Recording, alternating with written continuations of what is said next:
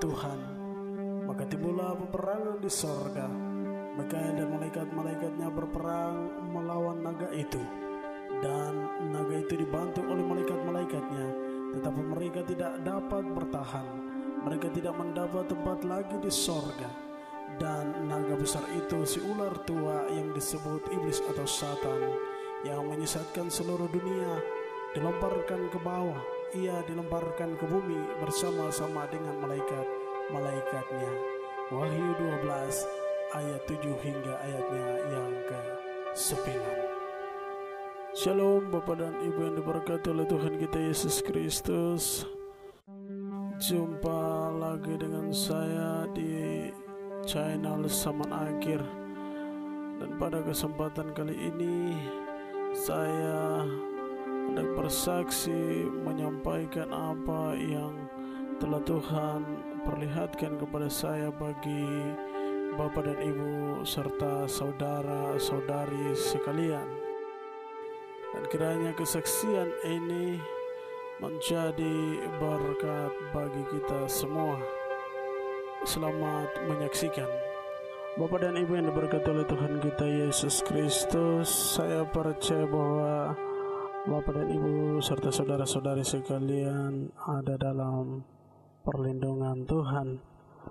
Dan saya percaya kita semua sementara selalu mempersiapkan diri kita untuk menjemput kedatangan Tuhan Yesus yang kedua kali. Pada kesempatan kali ini saya ingin bersaksi tentang 7 hal yang dikerjakan oleh iblis di hari-hari terakhir sebelum kedatangan Tuhan Yesus. Bapak dan Ibu yang diberkati oleh Tuhan kita Yesus Kristus, pada poin yang pertama adalah kesaksian tentang Raja Iblis yang terkunci dalam lubang juru maut.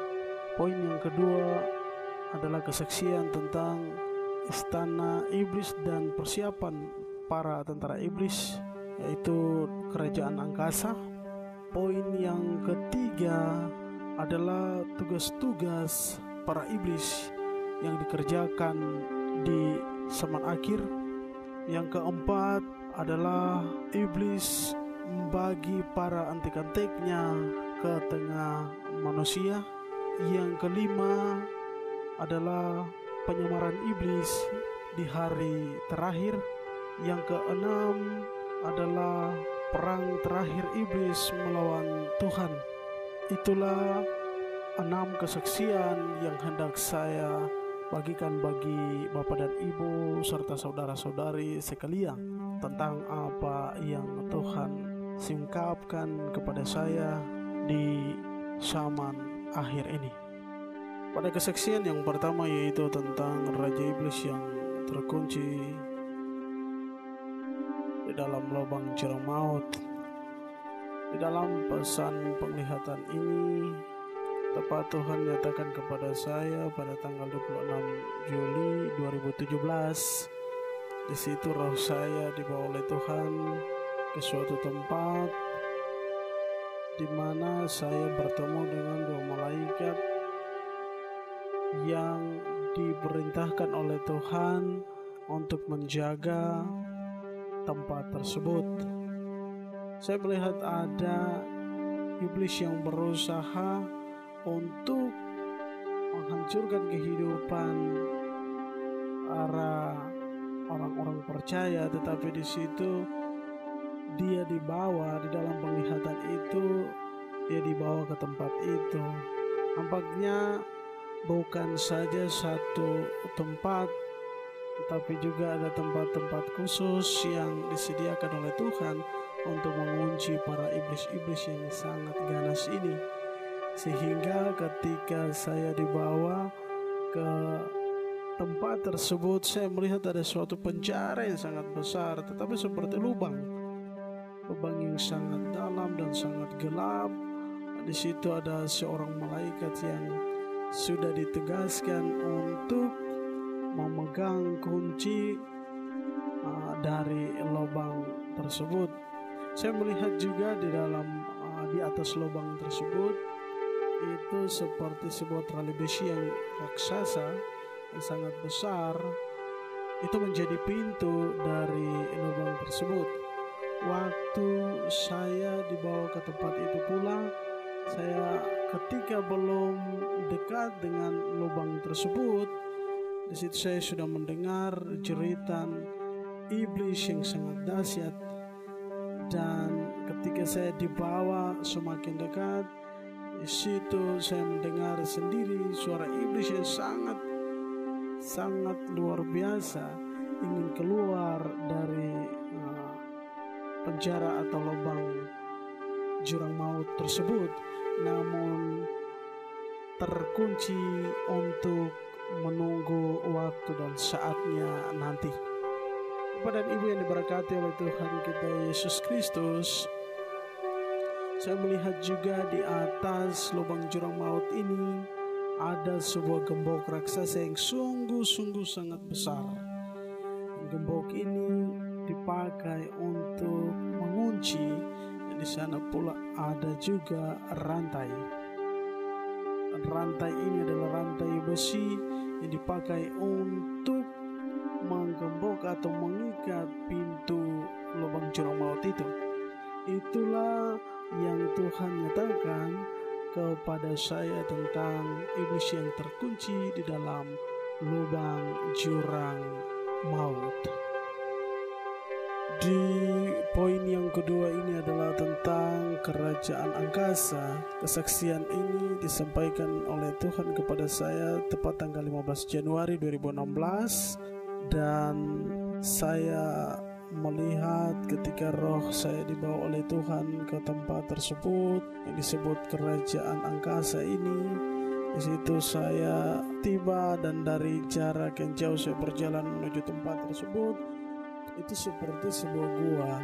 Ketika saya memasuki pintu gua tersebut, saya mendapati banyak sekali ruangan-ruangan yang telah tersedia di dalam gua tersebut. Dan ketika saya mulai mendekati kamar-kamar itu, nampaknya saya berpikir bahwa di dalam kamar-kamar itu tidak ada siapapun atau dia dalam bentuk kosong. Tapi makin lama ketika saya mulai mendekati ruangan-ruangan tersebut, saya mendengar ada banyak suara yang juga telah ada di dalam ruangan tersebut. Saya juga melihat di pintu-pintu mereka, di balik-balik pintu itu ada penjaga-penjaga khusus. Mereka berjubah hitam dan tingginya kira-kira 2-3 meter.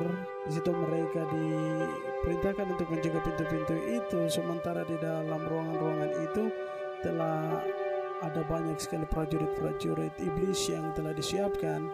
Mereka berbaris memegang setiap alat perang mereka. Mereka juga dengan berbagai macam model dan bentuk mereka. Ada yang berkepala tengkorak, ada pula yang berkepala binatang dan badan manusia, tetapi juga di sana ada pula badan adalah badan binatang berkaki 4. Kepalanya adalah kepala tengkorak atau manusia, dan mereka ini dipersiapkan untuk suatu hal nanti sebelum kedatangan Tuhan Yesus. Ada pula yang akan mereka kerjakan. Dan Bapak, Ibu serta saudara-saudari sekalian, saya usai melihat jumlah yang sangat banyak ini, mereka dipersiapkan untuk waktu dan saat itu. Usai itu saya dibawa lagi oleh Tuhan untuk melihat kursi Raja Iblis yang disiapkan, namun iblis tersebut belum ada di sana. Seperti kesaksian awal tadi bahwa iblis tersebut sementara dikunci di dalam lubang jurang maut untuk menunggu dan menanti waktu dan saatnya tiba nanti, lalu dia akan dilepaskan. Itulah kesaksian yang kedua. Bapak dan Ibu yang diberkati oleh Tuhan kita Yesus Kristus, kesaksian yang ketiga ini disampaikan oleh Tuhan kepada saya tepat pada tanggal 15 April 2017. Bapak dan Ibu yang diberkati oleh Tuhan kita Yesus Kristus, ada beberapa hal yang iblis kerjakan di hari-hari terakhir ini Salah satu di antaranya adalah menghancurkan kehidupan anak muda dengan nyanyian-nyanyian rock, hip hop dan lain-lain. Tetapi juga ada nyanyian-nyanyian setan yang diciptakan untuk menghujat Tuhan, dan itu adalah salah satu yang dipakai juga oleh iblis untuk menarik banyak sekali anak-anak muda ke dalam kelompok iblis ini. Dan yang berikut adalah bagaimana iblis-iblis tersebut merancang sebuah penyerangan yang tujuannya adalah menjatuhkan banyak sekali para hamba Tuhan, baik wanita maupun yang pria, dengan memakai persinahan. Dan di dalam persinahan ini saya melihat juga ketika para hamba Tuhan yang dalam keadaan berkeluarga itu diserang melalui perselingkuhan sehingga berujung pada perkelahian. Bapak dan Ibu yang diberkati oleh Tuhan kita Yesus Kristus, ada pula penyerangan iblis adalah tujuan dan rencana atau rancangan mereka ini juga salah satunya adalah menyerang anak-anak. Nah, ini dengan teknologi, tetapi juga mereka menciptakan suatu semacam game atau video-video yang dapat mengambil alih pikiran daripada anak-anak yang dalam masa pertumbuhan ini untuk merusak kehidupan mereka, sehingga karakter mereka akan berubah ketika orang tua mereka menyapa atau memanggil mereka atau menyuruh mereka. Itu seperti timbal baliknya kepada orang tua itu sangat kasar. Ada pula dengan makian, ada pula dengan ini adalah salah satu rencana iblis juga. Yang berikut adalah tentang usaha-usaha yang diciptakan oleh iblis juga di hari-hari terakhir ini adalah membuat fokus setiap orang-orang yang percaya kepada Tuhan dengan berbagai macam usaha-usaha. Ada banyak usaha yang iblis pakai untuk menarik perhatian setiap orang, dan itu sudah barang tentu bahwa dia akan memakai uang, sehingga orang akan lebih kepada mengejar uang dan memenuhi kehidupan mereka dengan harta benda yang ada. Yang berikut adalah bagaimana iblis bekerja di hari terakhir ini adalah mereka membunuh banyak sekali manusia, dan hal ini telah terbukti di hari-hari terakhir ini. Ada berbagai macam cara, entah itu kecelakaan atau miras ataupun pemakaian obat-obat terlarang, ya sangat banyak sekali yang mereka gunakan atau mereka memakai untuk membunuh dan membinasakan manusia di zaman akhir ini. Dan juga menjadi rancangan iblis adalah menyerang tubuh dan jiwa daripada setiap manusia, sehingga terkadang orang yang berpikir tadinya baik tiba-tiba berpikir untuk melakukan hal yang buruk. Nah, ini diserang melalui tubuh dan jiwa, sehingga jiwa itu dikuasai oleh iblis, menggerakkan tubuh jasmaninya untuk melakukan hal yang buruk atau hal yang tidak baik. Contohnya seperti pencurian, pembunuhan, dan ada banyak sekali kejahatan lain yang dipakai oleh iblis untuk dikerjakan oleh manusia, dan itu penyerangannya melalui tubuh dan jiwa daripada setiap manusia. Dan poin yang keempat adalah bagaimana pekerjaan iblis juga membagi para antik-antiknya untuk mendatangi setiap manusia. Kesaksian ini disampaikan oleh Tuhan kepada saya pada tanggal 5 Juni 2020. Bagaimana iblis membuat suatu pemaksaan, tetapi juga ada sebuah penawaran. Jadi Bapak dan Ibu yang diberkati oleh Tuhan kita Yesus Kristus, ketika roh saya dibawa oleh Tuhan, pada saat itu saya melihat iblis ini dia membagikan banyak sekali para iblis-iblis yang menjadi antik-antiknya ini, dan dia menugaskan mereka ke setiap manusia. Jadi setiap manusia itu sudah ada iblis-iblis yang diutus satu orang manusia, itu satu iblis. Dan itu sudah ditugaskan, apa tugas dari iblis itu? Untuk membawa manusia itu untuk menuju pada jurang kebinasaan dengan berbagai macam hal yang sudah dirancangkan oleh iblis. Bapak dan Ibu yang diberkati oleh Tuhan kita Yesus Kristus, ketika saat itu Tuhan menunjukkan iblis membagi banyak sekali para iblis ke tengah manusia. Di situ saya melihat iblis datang untuk merencanakan atau merancangkan suatu kejahatan, di mana dia datang untuk menawarkan kepada setiap orang yang percaya. Dan saya melihat penawarannya dia adalah tentang harta benda yang akan dia berikan kepada setiap orang. Ketika orang itu benar-benar percaya dia, tunduk untuk menjadi pengikutnya, mau untuk melakukan apa yang dia mau, maka penawaran yang dia akan berikan. Teringat kembali ketika iblis mencobai Tuhan Yesus. Ketika 40 hari lamanya Tuhan Yesus telah berpuasa. Usai dari itu, iblis mencobai Tuhan Yesus. Di situ dia menunjukkan berbagai macam hal yang dia miliki.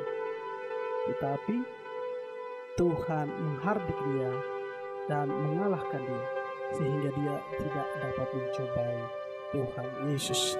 Di dalam kesaksian ini juga Tuhan menunjukkan demikian. Dan apabila kita adalah orang-orang yang percaya, yang kita pakai adalah nama Yesus untuk menghardik dia. Saya mendengar apa yang iblis itu dia katakan.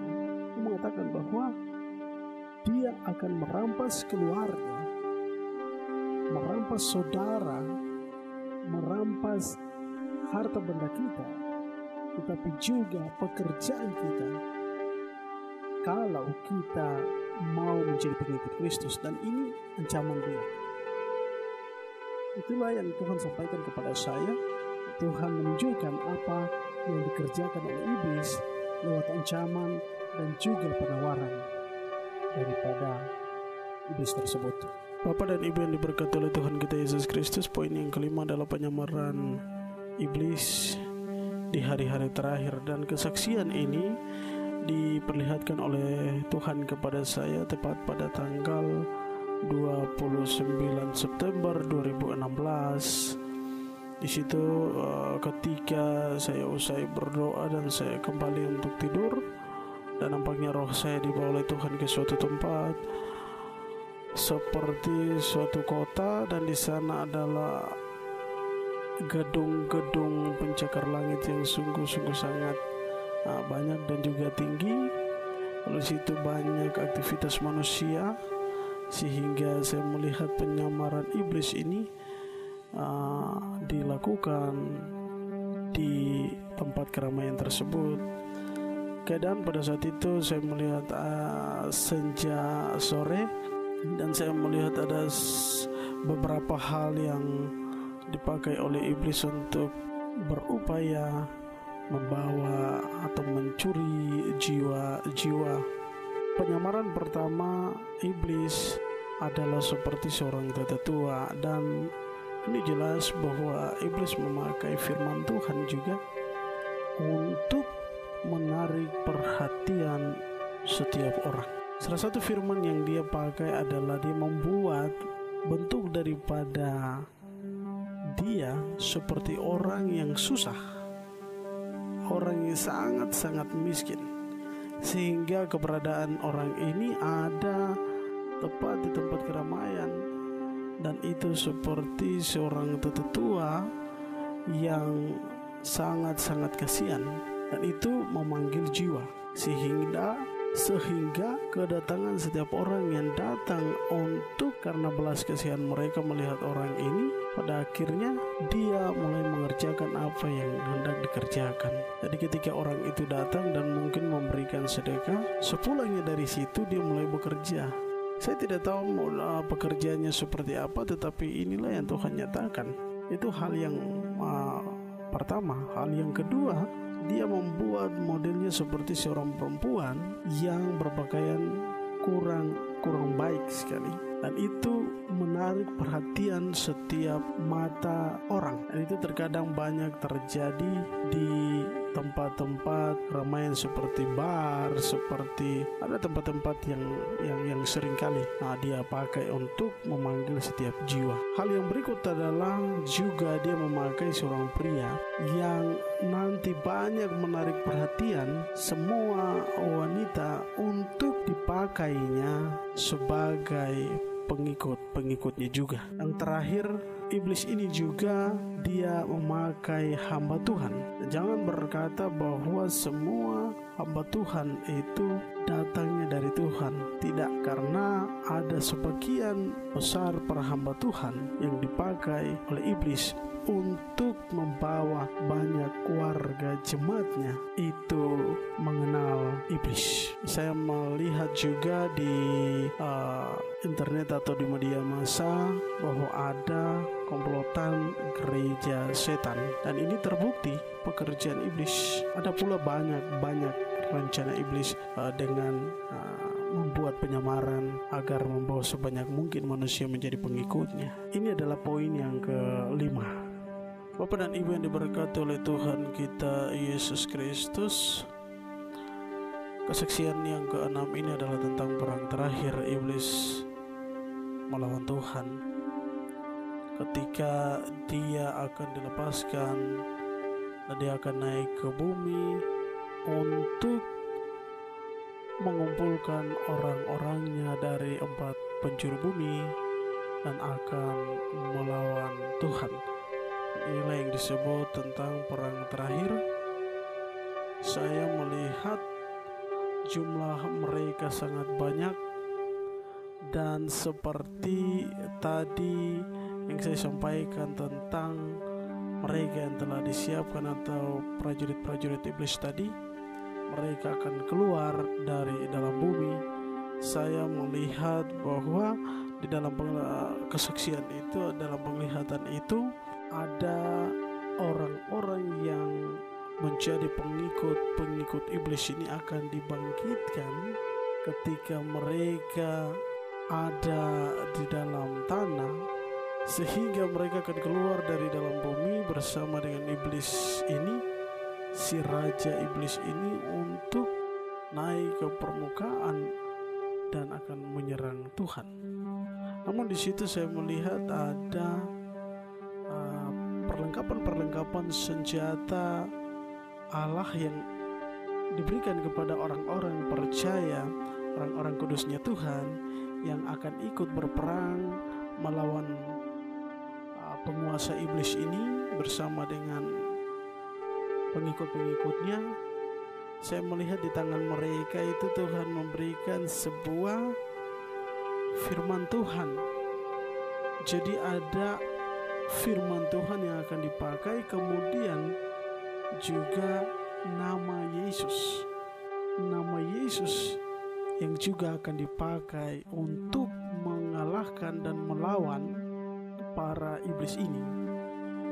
Tetapi juga ada perlengkapan senjata yang juga Tuhan pakai untuk memperlengkapi orang-orang kudusnya Tuhan. Saya melihat ada suatu hal yang hendak Tuhan tanamkan dalam kehidupan setiap orang percaya tadi, orang-orang kudus tadi, ketika mereka akan berperang nanti, adalah iman mereka. Iman mereka menggunakan nama Yesus, dan firman Allah ini akan dipakai untuk mengalahkan iblis bersama dengan para pengikut-pengikutnya. Dan inilah yang Tuhan sampaikan tentang perang terakhir iblis bersama dengan para pengikut-pengikutnya untuk melawan Tuhan Yesus bersama para malaikatnya dan juga orang-orang kudusnya Tuhan. Itulah kesaksian yang hendak saya bagikan kepada Bapak dan Ibu serta saudara-saudari sekalian. Dan dari kesekian 6 kesaksian ini yang Tuhan perlihatkan kepada saya, ada suatu hal yang hendak Tuhan telanjangi daripada si iblis ini. Saat itu penglihatan Tuhan kepada saya juga tepat pada tanggal 10 Oktober 2021 kemarin, di mana saya melihat